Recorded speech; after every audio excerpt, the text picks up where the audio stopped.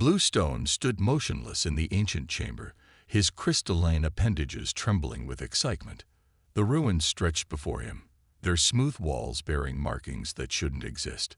His research team moved carefully through the structure, their scanners humming in the dusty air. "This is impossible," he whispered, running his sensor-laden appendage across the wall's surface. The dating analysis made no sense. These ruins were older than any known civilization in the galaxy. But that wasn't what troubled him most. The architecture was unmistakably human. Lead archaeologist called out his assistant, Red Leaf, from another chamber.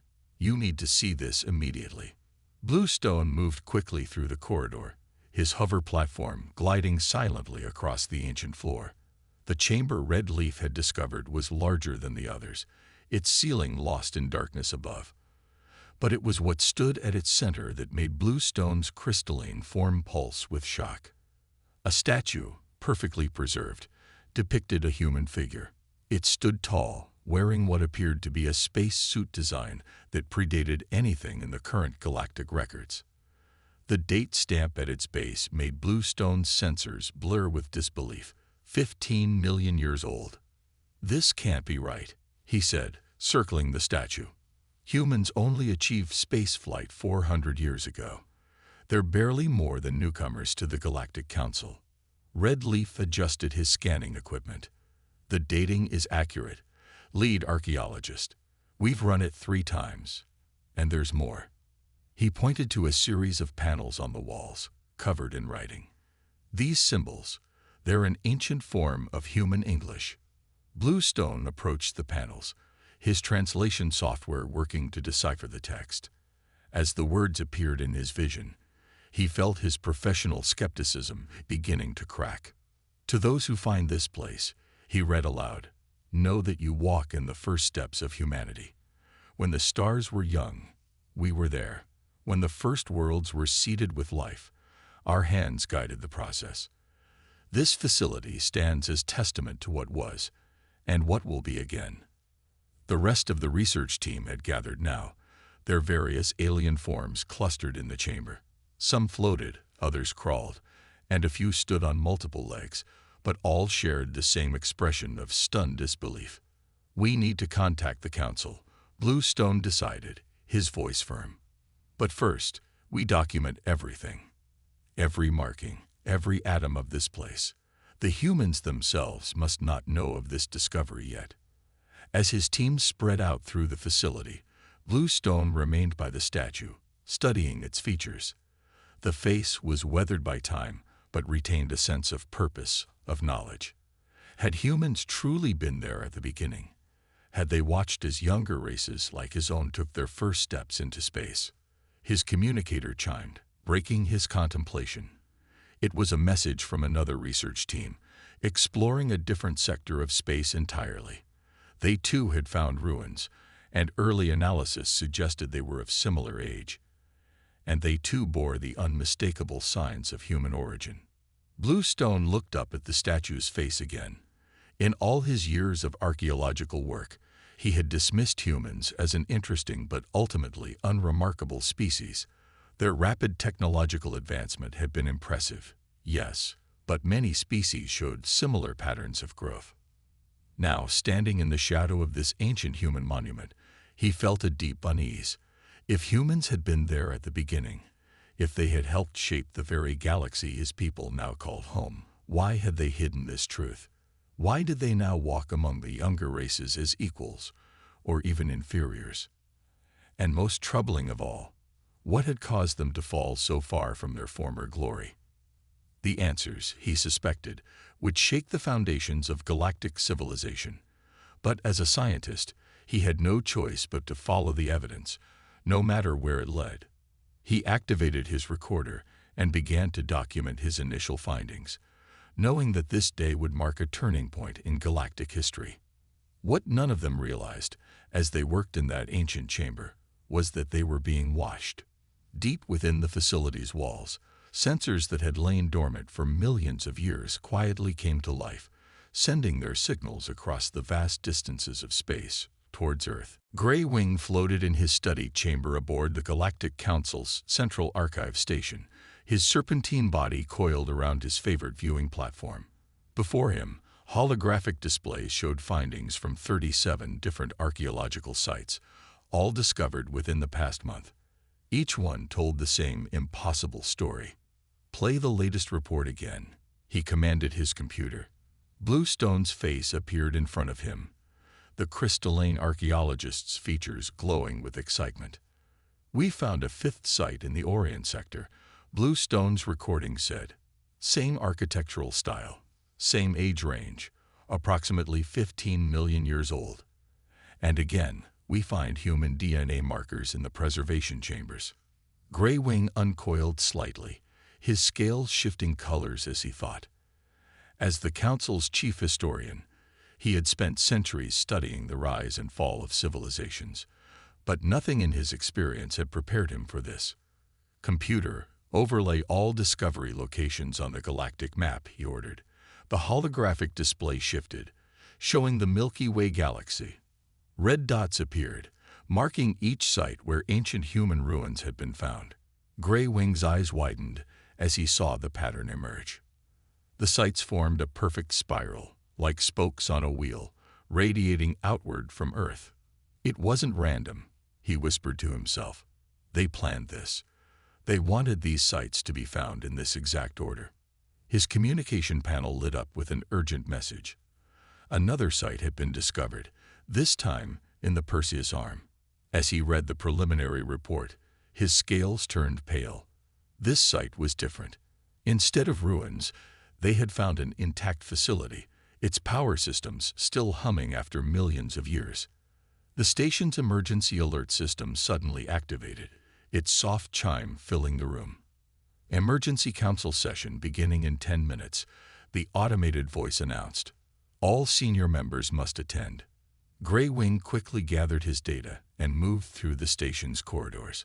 Other council members hurried alongside him, some walking, others floating or rolling, each representing one of the galaxy's known intelligent species, all except one. There were no humans on the council, their civilization deemed too young for such responsibility. The council chamber was already full when he arrived. At the center of the room, a holographic projection showed the newly discovered facility. The council speaker, a being of pure energy contained within a specialized field, glowed brightly as the session began.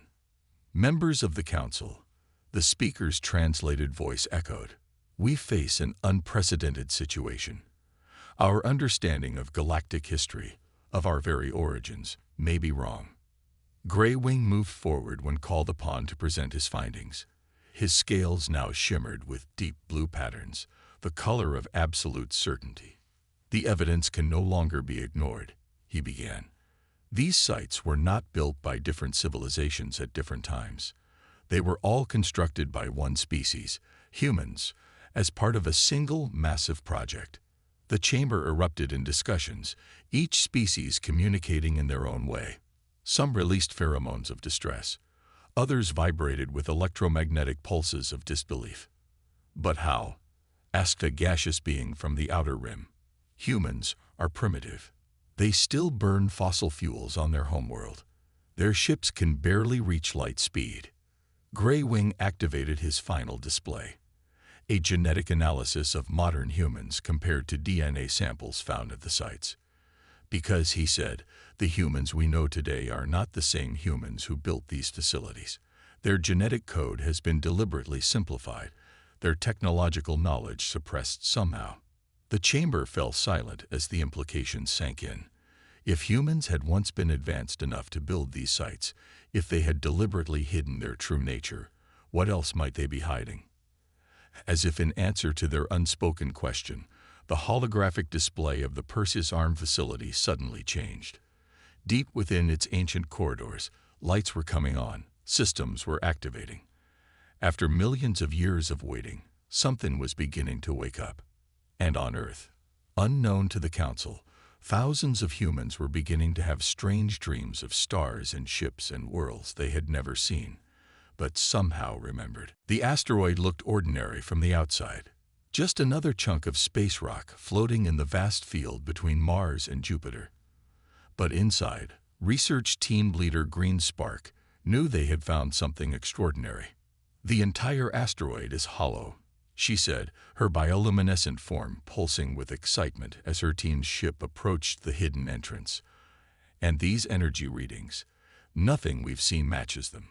The ship's AI translated her light speech into standard council language for the mixed crew. They had followed the spiral pattern of discoveries to this point, each site providing coordinates that led them here, to what appeared to be the center of everything. The entrance opened smoothly, as if it had been waiting for them.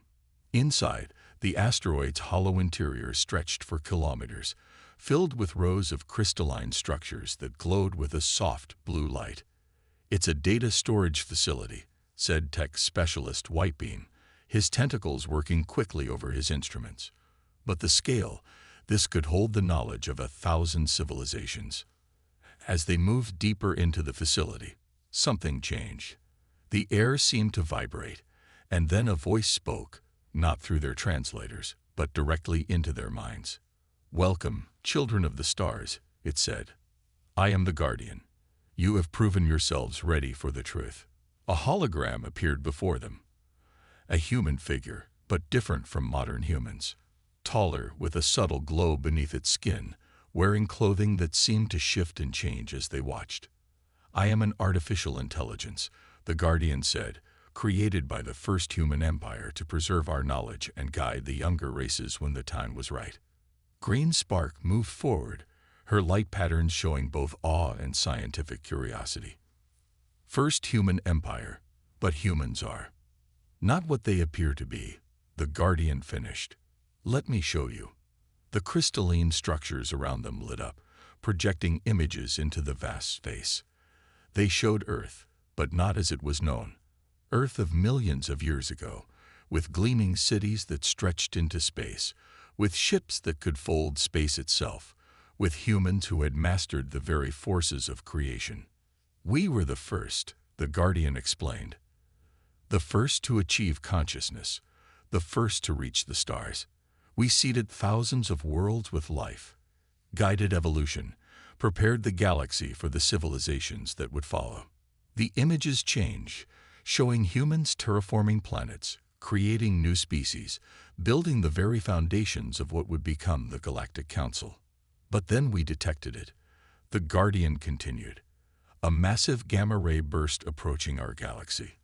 One that would sterilize all life, destroy everything we had built." The team watched as the ancient humans enacted their plan. They couldn't stop the gamma-ray burst, but they could preserve life, and themselves, through it.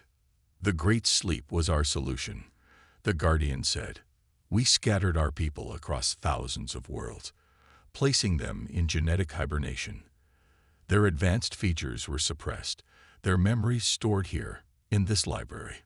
They would re-emerge as seemingly primitive beings, protected from the burst by their simplified form, and evolve again naturally." Green Spark's glow dimmed with realization. "The humans we know are their own ancestors, waiting to remember who they are," the Guardian confirmed. "And now, as the pattern of discoveries nears completion, they are beginning to awaken."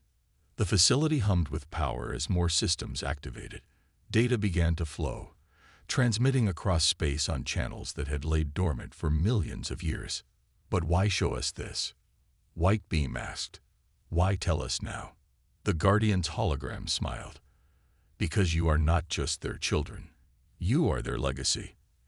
Every spacefaring race in this galaxy exists because they planned it so, and they wanted you to understand, when they awakened, that you were never alone, that you were always meant to be part of something greater."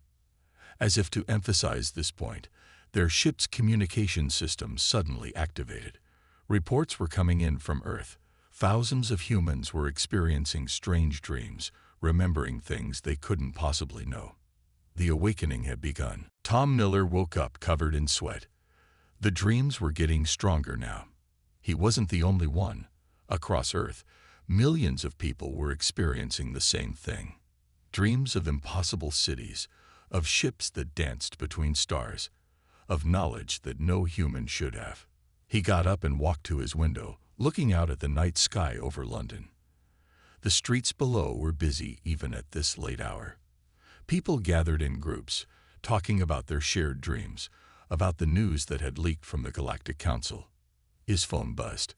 Another emergency meeting had been called at the university where he worked as a physicist.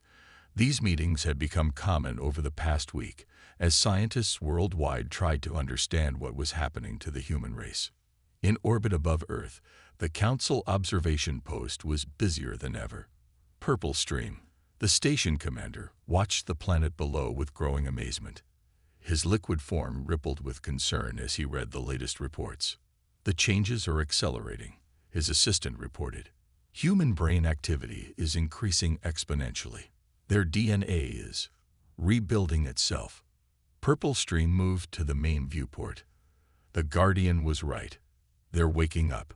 Back on Earth, Tom arrived at the university lab. His colleagues were already there, their faces tired but excited. On the main screen, they watched a live feed from the ancient library asteroid, where the Guardian was revealing more about humanity's past. The Great Sleep was not just about survival. The Guardian's hologram explained to the gathered scientists from Earth and the Council. It was about growth, about understanding.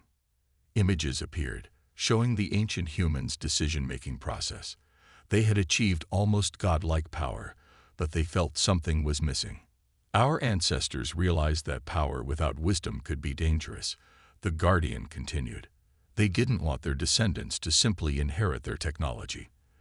They wanted them to understand it, to grow into it naturally. Tom felt a strange tingling in his mind as the Guardian spoke.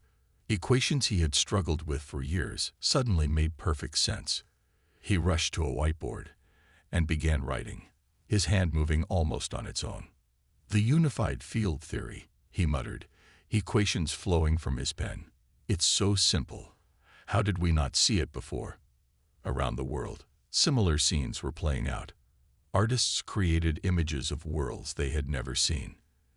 Engineers drew designs for machines that shouldn't be possible. Children spoke in languages that had died millions of years ago.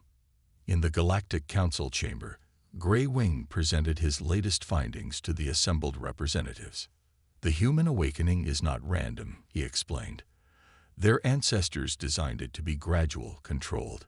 Each person is remembering only what they're ready to understand. The council speaker's energy form pulsed with concern. And their technology, their old weapons. The Guardian assures us that the most dangerous technologies will only be unlocked when humanity has proven they can handle them responsibly. Grey Wing answered. The ancient humans planned this carefully. They wanted their descendants to learn from their own mistakes. Back in London, Tom looked at what he had written on the whiteboard. The equations didn't just explain gravity. They showed how to control it. And somehow, he knew this was just the beginning. He touched the equations gently, feeling the weight of history behind them. We're not just remembering, he whispered. We're becoming who we were always meant to be. Outside his lab window, the first rays of dawn were breaking over the city. It seemed fitting. A new day for humanity, as they began to wake from their long sleep. But this awakening wasn't just about reclaiming their past power. It was about understanding why they had chosen to set it aside in the first place. The great sleep was ending, but the real journey was just beginning. The change happened fastest in the children. In a classroom in Tokyo, 10-year-old Aki stood at the window, watching ships that no one else could see. She drew them in her notebook, vast vessels that had once crossed between galaxies, their designs stored in memories older than human civilization itself. They're coming back, she told her worried teacher. The ships, they're waking up too. Deep beneath the Pacific Ocean, ancient machinery hummed to life. In the Sahara Desert, hidden cities began to rise from the sand. The earth itself was awakening, revealing secrets that had slept for millions of years. In his London laboratory, Tom Miller watched the news reports with growing understanding. The memories weren't just random fragments anymore. They were becoming clear, structured, like chapters in a book finally being read in order. The children adapt faster. The Guardian's voice echoed from his computer. The AI had connected to Earth's networks, speaking to key individuals across the planet. Their minds are more flexible, more ready to accept the change. Tom nodded, watching footage of children worldwide drawing the same symbols, speaking the same ancient language. But why now? Why not wait longer? The Guardian's hologram appeared in his lab. Because they're coming. The ones we originally fled from. The gamma-ray burst was only part of the truth. In orbit, Purple Stream's observation post detected something new. Signals, coming from deep space, using frequencies that shouldn't exist. The Liquid Commander quickly alerted the Council. They're not just remembering who they were, he reported. Their old technology is reactivating. There are ships out there, ancient human vessels that have been waiting all this time. The Council chamber erupted in chaos. Some representatives demanded that Earth be contained, quarantined. Others argued for patience, remembering the Guardian's warnings about trust. But on Earth, everything was changing. People began to understand their dreams weren't just memories. They were instructions. Every human who had ever looked at the stars and felt homesick now knew why. They had been there before. In a small town in Russia, an old woman who had never finished school suddenly solved mathematical problems that had stumped experts for centuries. In Brazil, a young mechanic built a device that defied gravity, understanding its principles as naturally as breathing. The awakening isn't just about remembering, Tom explained to a group of scientists. It's about becoming. We're not turning into our ancestors. We're becoming something new, something that has both their knowledge and our experiences. The Guardian appeared again, this time in the Council chamber. The ancient humans knew this day would come. They knew their descendants would face the same choice they once faced, to use power wisely or to repeat old mistakes. Above Earth, the first of the ancient ships appeared, breaking through veils of hidden space. They were beautiful and terrible, their technology so advanced it seemed like magic. But they weren't crewed by the past. They were waiting for the present to catch up. Aki, the young girl in Tokyo, looked up at the ships now visible to everyone. She wasn't afraid. In her mind, she could see how they worked, how to fly them. But more importantly, she understood why they had been hidden away. We needed to learn, she said, her words carried to millions through the awakened networks. We needed to understand what it means to be young, to be weak, to need help. So when we became strong again, we would remember how to be kind. The awakening wasn't just giving humanity back its power. It was teaching them how to use it wisely, through the very experience of having lived without it. And as the ancient ships descended from orbit, humanity faced its greatest test, not of power, but of wisdom. The Galactic Council's emergency chamber had never been so full. Representatives from every known species crowded the vast space, their various forms creating a living tapestry of galactic life. At the center, the Council speaker's energy form flickered with barely contained anxiety. "We must decide now," the speaker announced, their translated voice reaching every corner of the chamber.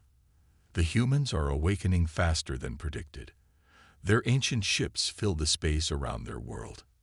We must choose. Do we try to stop this, or do we accept it?" Bluestone, the archaeologist who had made the first discovery, moved his crystalline form forward. "Stop it? We might as well try to stop a star from shining. Look at these readings." The chamber's main display showed Earth. The planet glowed with energy patterns that defied current science. Ancient cities had risen from every continent. Orbital platforms, hidden for millions of years, now circled the planet like a crown of stars. More importantly, Grey Wing added, his serpentine form coiled tensely. "Should we stop it? Every species in this room exists because they planned it. We are all, in a very real sense, their children." The chamber erupted in debate. Some species released fear pheromones, others pulsed with electromagnetic agitation. A representative of the warrior claw species slammed his armored tail against the floor. "Children," he growled. "We built our own civilizations. We earned our place among the stars." The Guardian's hologram appeared in the chamber, its presence silencing the chaos. "Yes, you did. That was exactly what they wanted." Images filled the air around them, ancient humans watching over young worlds, guiding evolution with infinite patience, seeding the galaxy with life that would grow on its own. "They could have ruled you," the Guardian continued, "could have made you servants or slaves. Instead, they chose to sleep, to forget their power, so that you could grow strong on your own." Purple Stream moved his liquid form forward, but now they remember everything. They have their old power back. What's to stop them from taking control? As if in answer, a new hologram appeared, a direct transmission from Earth. It showed Aki, the young girl from Tokyo, standing next to Tom Miller. Behind them, impossible ships filled the sky. "We remember more than just power," Aki said, her voice carrying wisdom far beyond her years. "We remember why we chose to sleep, why we chose to let go." Tom stepped forward. "We remember being you, being young, uncertain, reaching for the stars. Those memories are as real to us now as our ancient ones. We have learned what our ancestors wanted us to learn, not just how to be powerful, but how to be wise." The council chamber grew quiet as the humans continued to speak. They outlined their proposal, not a return to empire, but a sharing of knowledge, a gradual awakening of the galaxy's full potential, guided by those who had walked both paths. "We don't want subjects," Tom explained. "We want partners, fellows in the greatest journey our galaxy has ever known." The Guardian nodded approvingly. This was always the plan. Not for humans to simply reclaim their place, but for them to help create something new, something better than what came before. The council speaker's energy form pulsed thoughtfully. Around the chamber, fear began to give way to curiosity, to hope. The crisis wasn't about stopping the humans' awakening. It was about accepting a new reality, one where the youngest race had turned out to be the oldest and the most changed. "We face a choice," the speaker announced, "not about whether to accept this change, but about how to be part of it. Our ancestors, the ancient humans, gave us freedom to grow. Now they offer us partnership in what comes next." Above Earth, the ancient ships continued to appear, each one a reminder of humanity's past glory. But it was their future that now held everyone's attention, a future they would all shape together. 1 year after the awakening began, Earth had changed beyond recognition. The ancient cities now gleamed under the sun, their spires reaching toward the stars. But they weren't built on the ruins of the old world. Instead, they had grown alongside it, blending the wisdom of the past with the heart of the present. In what was once a simple classroom in Tokyo, Aki stood before a group of alien students.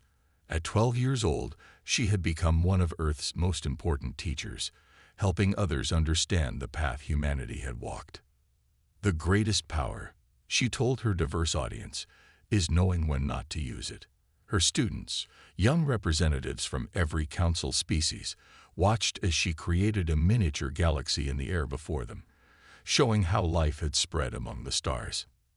In orbit, Tom Miller worked with Purple Stream aboard humanity's first new teaching station. The liquid form alien had become one of Earth's strongest supporters in the Council, understanding that humanity's return to power wasn't an ending, but a beginning. "Watch carefully," Tom said, demonstrating a principle of space-time manipulation that had been lost for millions of years. Around him, scientists from 100 worlds took notes, their various forms gathered in eager attention. The Guardian's hologram appeared beside them. "They're ready for the next stage," it announced. Deep in the ancient library asteroid, Grey Wing and Bluestone worked alongside human researchers, uncovering more secrets of the past. But these weren't weapons or technologies. They were stories, lessons, warnings about power and its price. "Your ancestors were brilliant," Bluestone said to his human colleagues, his crystalline form glowing with admiration.